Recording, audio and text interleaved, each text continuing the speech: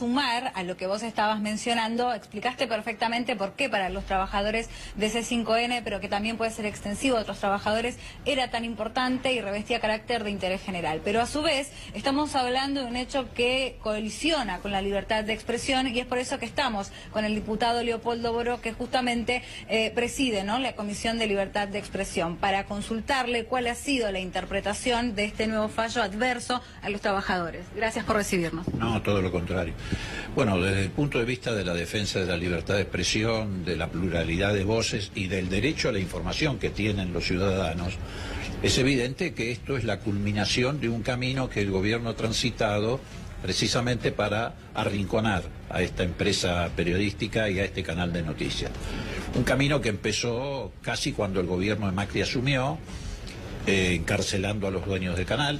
No hay otro antecedente en la Argentina de que esto haya ocurrido, dejándolos en libertad y posteriormente volviéndolos a encarcelar cuando el canal podía estar tomando ya un cauce de normalización. En el aspecto concursal, llevando adelante esta iniciativa, porque esto no es que el gobierno no está ayudando a resolver el problema, el gobierno está creando el problema, porque la AFIP es un órgano del gobierno. Y frente a un fallo de primera instancia del juez Cosentino, que yo creo que tenía la sensibilidad como para entender la situación que atraviesan los trabajadores, el gobierno, o sea la AFIP, pide la anulación de ese fallo, es decir, que se suprima la cuenta inembargable. Bueno, y lo hace además en un momento muy particular. La Argentina está entrando en un proceso electoral, yo creo que lo hacen para suprimir voces críticas, porque es conocido, público y notorio que el canal, más allá de que tiene una línea editorial que podríamos llamar crítica hacia el gobierno, o de interpelación al gobierno, cosa que no hace el resto de los medios de comunicación, de todas maneras se maneja con objetividad, maneja una línea de pensamiento que no es sectaria, pero bueno, pareciera que el gobierno le molesta una voz crítica, y sobre todo en campaña electoral. Y entonces sale la Cámara lo comercial y lo civil y comercial, a avalar esa decisión del gobierno. Nosotros acá en la Cámara de Diputados hoy mismo hemos presentado un proyecto de declaración repudiando este fallo y sobre todo repudiando la actitud de la AFIP, reitero, del gobierno. Vamos a llamar al director de la AFIP para que venga a dar explicaciones de por qué ese organismo tomó una decisión de este tipo, que reitero, no solamente afecta como afecta a los trabajadores, sino que además afecta al conjunto de la sociedad, tratando de suprimir una voz distinta, crítica, o como se la quiera llamar dentro del pluralismo democrático. ¿Y por qué lo vamos a llamar? No solamente para que explique esto, sino para que explique por qué en situaciones similares la AFIP no ha actuado de la misma manera. Hay muchísimos medios de comunicación, por ejemplo del Grupo Clarín, que también tienen deudas impositivas y de volúmenes mayores a los que tiene esta empresa. Bueno, es público y notorio que el Correo, del que era propietaria la familia Macri, tiene una deuda gigantesca con el Estado. Y sin embargo, la vienen bicicleteando hace 10 o 15 años. Entonces, es evidente de que miden todo con distinta vara. Así que en el Congreso estamos muy preocupados por esto, por la situación de los trabajadores en particular. Además, recién la colega de ustedes decía en el piso una cosa que realmente es insólita. Si vos lees los fundamentos del fallo, vas leyendo los fundamentos y decís, bárbaro, van a fallar a favor del mantener la cuenta inembargable. Porque todos los argumentos que dan en el fallo es a favor de mantener la cuenta inembargable. Te dicen, no se puede afectar el derecho alimentario de los trabajadores. Perfecto. Reconocen que se trata de una empresa periodística, que por lo tanto tiene la protección que significa no extorsionarla a través de medidas de esta naturaleza, porque a una empresa periodística no solamente se la censura mandando a la policía o interrumpiéndole la transmisión, también se la censura de esta manera, tratando de llevarla a la quiebra para forzar una venta o para cerrarla, que es lo que busca el gobierno de Macri con C5N, o cerrarlo o forzar una venta en favor de un grupo de amigos, de empresarios amigos de él para la campaña. Bueno, vos lees el fundamento del fallo y decís, bueno, listo, van a confirmar. Y hacen exactamente lo contrario en la parte resolutiva. Es una cosa insólita. Por eso creo que inmediatamente la Corte tiene que actuar. Tengo entendido que la fiscal Boquín va a pedir un recurso extraordinario a la Corte. Normalmente los recursos extraordinarios de la Corte tardan meses, cuando no años, en ser considerados. Pero acá está en juego la fuente laboral de decenas y centenares de personas, pero está en juego además un derecho constitucional básico que es la libertad de expresión y el derecho a la información. Yo creo que la Corte tiene que abocarse de inmediato a corregir un fallo que a todas luces es arbitrario, porque vos no podés fundamentar a favor de una decisión y tomar la decisión exactamente contraria. Moro, lo está escuchando Daniela Ballester en el estudio de C5N. Daniela, los dejo en contacto. Gracias, Agus. Leopoldo, bueno, justamente usted hacía referencia a esto que antes estábamos comentando, ¿no? Le voy a leer el párrafo textual. No se ignora que la decisión que toma ahora la Cámara puede dificultar el pago de salarios y, por lo tanto, tampoco se ignora la índole alimentaria de tales conceptos.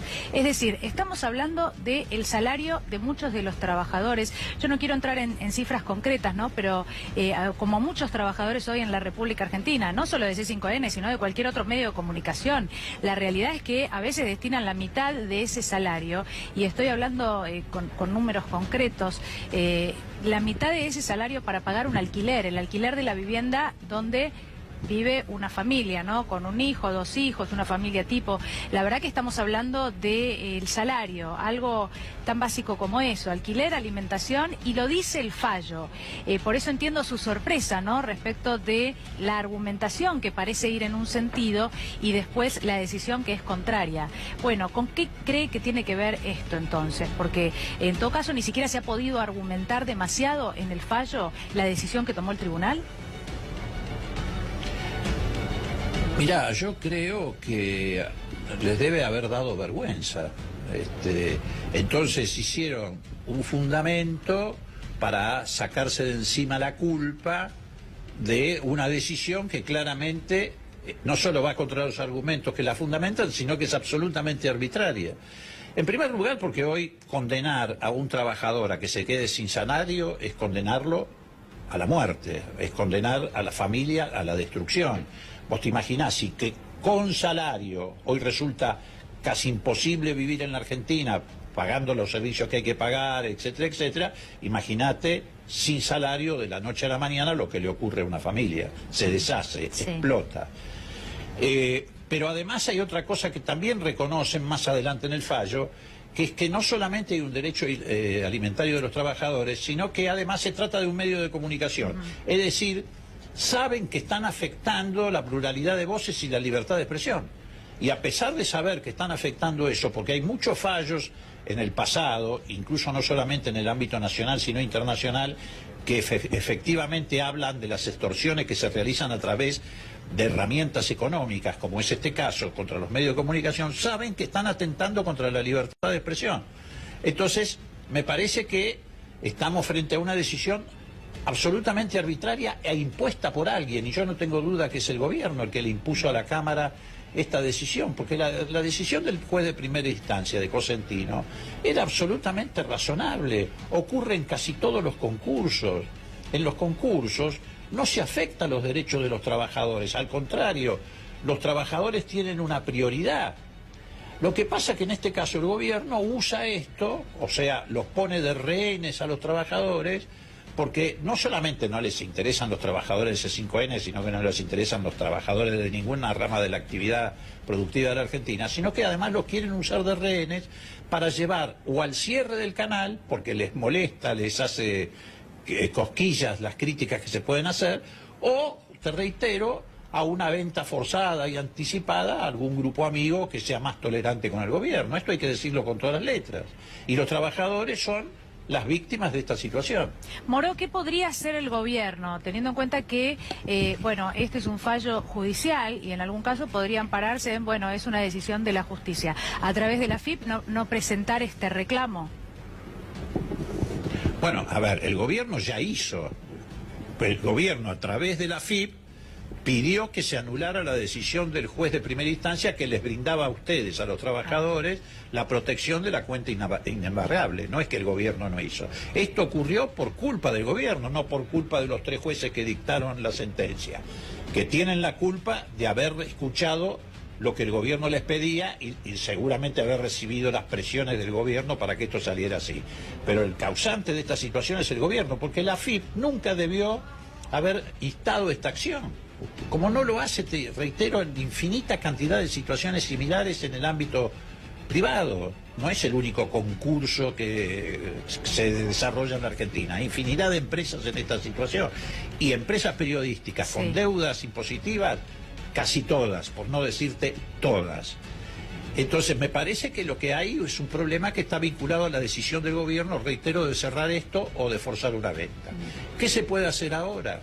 Bueno, si el gobierno tuviera la voluntad de resolver el problema, que yo no tengo duda que no tienen la más mínima voluntad de hacerlo, si no, no hubiera apelado a la AFIP, lo que podría hacer es, frente a una presentación de la fiscal, desistir de la acción y decir, bueno, sí, en realidad está afectada la libertad de expresión, afectado el derecho alimentario de los trabajadores, el representante del Estado no apelar, desistir frente a la apelación de la fiscal, en fin.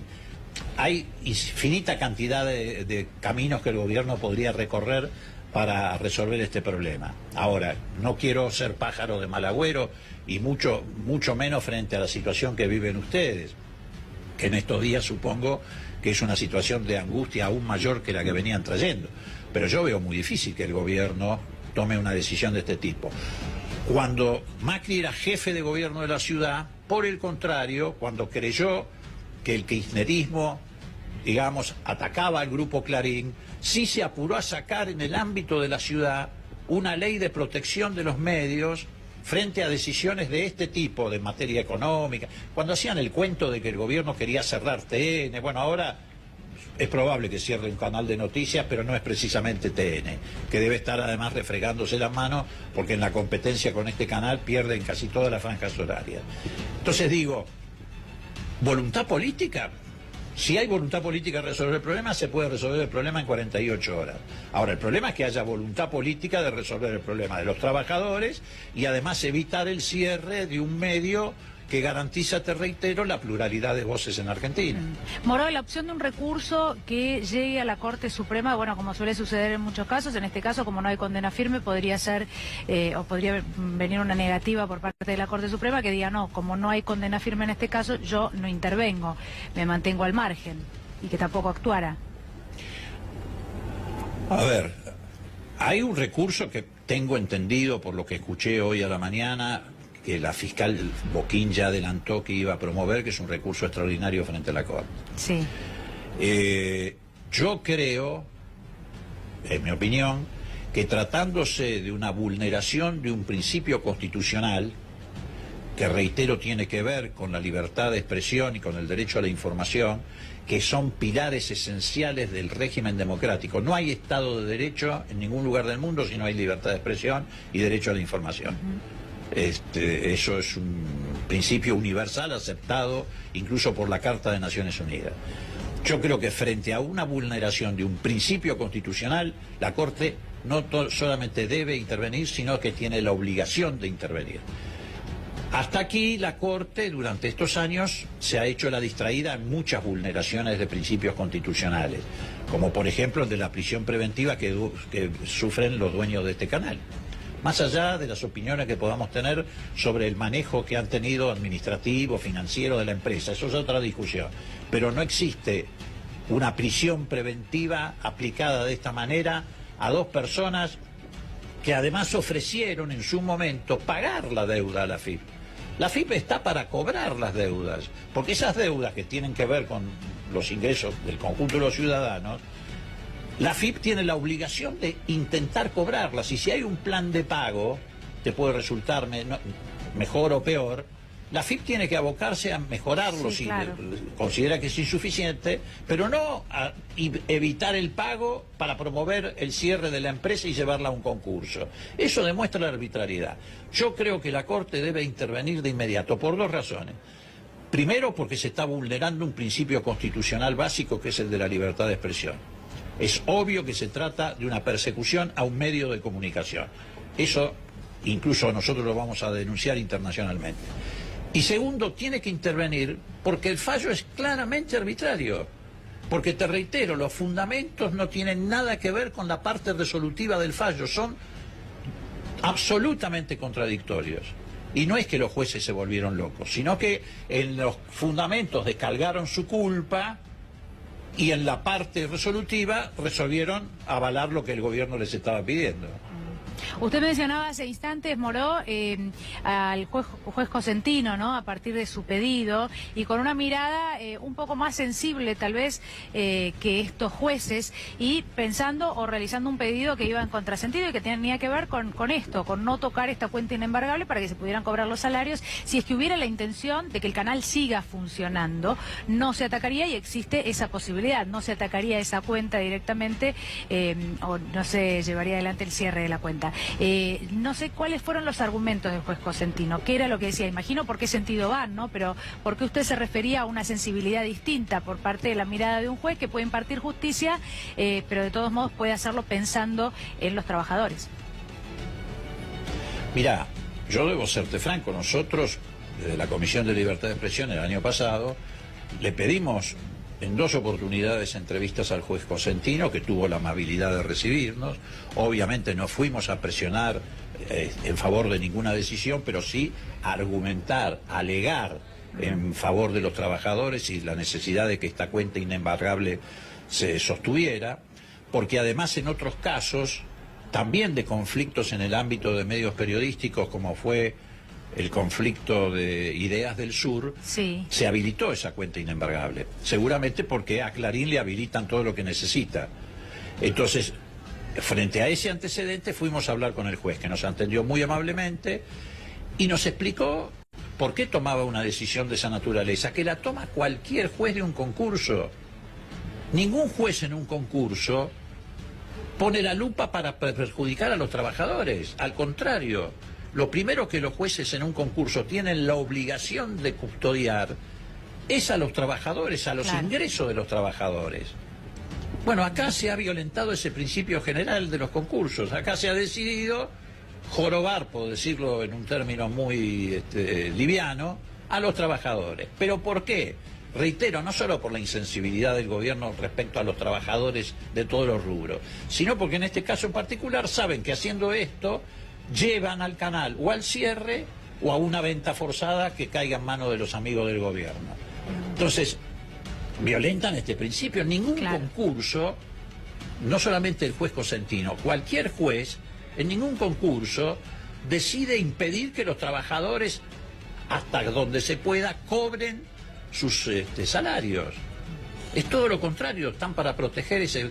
Lo que pasa es que acá ha habido una acción concurrente. Una ha sido la del concurso, que ha terminado de esta manera, y otra la acción penal que los tiene presos a los dueños del canal. Las dos cosas que han sido alentadas por el gobierno iban en una sola dirección, que es impedir que este canal siga funcionando. Lo tuvieron como idea fija desde que llegaron al gobierno. Yo decía en el comienzo del programa, Moró, que, bueno, hay gente que puede creer que es un tema muy complejo, ¿no? A partir de la venta de la empresa Oil, hay muchos detalles que empezar a desmenuzar y puede no interesarse por estos temas. Pero siempre que hay una decisión judicial que después puede ser tomada como precedente para otros casos, digamos, hay 2 caminos por los cuales esto debería interesarnos a todos, ¿no? Más allá de los empleados y quienes somos parte de C5N y el amor que podemos tener por la empresa, ¿no? Y las ganas de trabajar y de cobrar nuestros salarios, sino que hay 2 cuestiones. Una tiene que ver con que a nadie le sirve que no haya miradas diferentes en los medios de comunicación, de ninguna manera, pero por otro lado, que un fallo judicial que modifica o corre ciertos límites, como por ejemplo esto, tocar una cuenta por donde pasan los salarios de los trabajadores que nada tienen que ver con la cuestión de fondo, también es correr un límite desde lo judicial, que luego, no sé, esto lo consulto con usted, puede ser aplicado a otros fallos judiciales, a otras cuestiones, donde ya el trabajador pasa a ser parte de una cosa o puede no cobrar ese sueldo por el que ha trabajado el último mes, algo tan injusto como eso, ¿no? O por los últimos meses. Me parece que hay varios puntos por los cuales para todos como sociedad deberían ser importantes estas cuestiones. Absolutamente, porque esto va sentando precedentes que después son utilizados efectivamente, como vos bien decís, en otros casos. Ahora que mencionaste el caso de la empresa Oil, que era un poco la empresa madre, por decirlo sí, de alguna manera, del complejo Indalo, etcétera, etcétera. El juez Cosentino, que también lleva y sus manos, o tiene en sus manos el concurso, se fue personalmente a la zona de las destilerías donde Oil destilaba o distribuía el combustible, para garantizar la continuidad, más allá de lo que se resolvió con esa empresa, la continuidad de la actividad de esa empresa. Había problemas de tipo ambiental que se iban a producir si la empresa no seguía en actividad, por filtraciones de los caños. Se fue personalmente para garantizar. Los jueces en los concursos están para garantizar, en la medida de lo posible, la continuidad del funcionamiento de las empresas y asegurar básicamente los derechos de los trabajadores. No están para hacer lo que hizo con este fallo la Cámara, que es atacar a los trabajadores, dejarlos sin el salario. Por eso te digo, esta es una decisión política que no tiene nada que ver con los antecedentes del derecho concursal, del derecho laboral en la Argentina, nada que ver. Esta es una decisión arbitraria, primero del gobierno, a través de la AFIP, y avalada por la Cámara en este fallo vergonzoso. Pero no tiene nada que ver ni con la jurisprudencia, etcétera. Por eso la Corte tiene que intervenir. Si es que tiene la Corte tiene que intervenir porque, te reitero, se están vulnerando principios constitucionales, principios jurídicos básicos del derecho laboral y del derecho concursal.